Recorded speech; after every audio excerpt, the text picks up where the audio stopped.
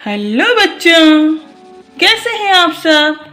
मैं सुचित्रा आपके लिए एक कहानी लेकर आई हूँ। कहानी का नाम है धोबी का गधा। तो आइए शुरू करते हैं कहानी। किसी एक गांव में एक धोबी अपने गधे के साथ रहता था। वह रोज सुबह अपने गधे के साथ लोगों के घरों से गंदे कपड़े लाता और उन्हें धोकर वापस दे आता।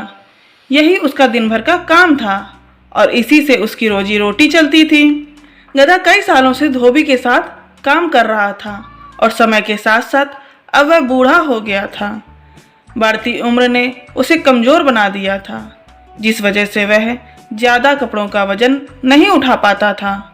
एक दोपहर धोबी अपने गधे के साथ कपड़े धोने धोबी घाट जा रहा था। धूप तेज थी और गर्मी की वजह से दोनों की हालत खराब हो रही थी।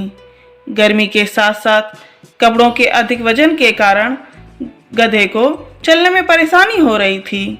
वो दोनों घाट की तरफ जा ही रहे थे कि अचानक गधे का पैर लड़खड़ाया और वह एक गहरे गड्ढे में गिर गया।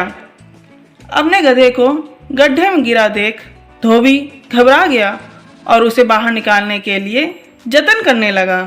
बूढ़ा और कमज़ोर होने के बावजूद गधे ने गड्ढे से बाहर निकलने में अपनी सारी ताकत लगा दी, लेकिन गधा और धोबी दोनों नाकामयाब रहे। धोबी को इतनी मेहनत करते देख कुछ गांव वाले उसकी मदद के लिए पहुंच गए, लेकिन कोई भी उसे गड्ढे से बाहर नहीं निकाल पाया।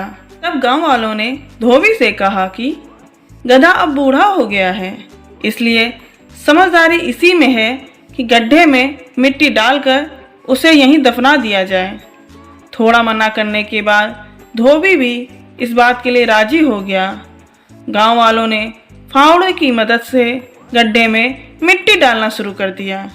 जैसे ही गधे को समझ आया कि उसके साथ क्या हो रहा है तो वह बहुत दुखी हुआ।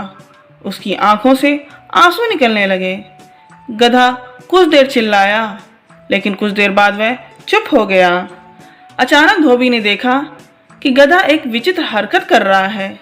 जैसे ही गांव वाले उस पर मिट्टी डालते, वह अपने शरीर से मिट्टी को नीचे गड्ढे में गिरा देता और उस मिट्टी के ऊपर चढ़ जाता।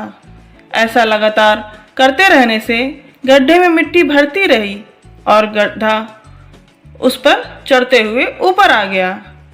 अपने गधे की इस चतुराई को देखकर धोबी की आंखों में खुशी के आंसू आ गए। उसने अपने गधे को गड्ढे से बाहर निकाला और अपने गधे को गले से लगा लिया।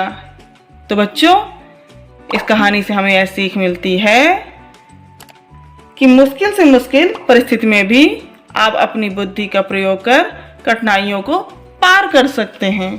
Thank you.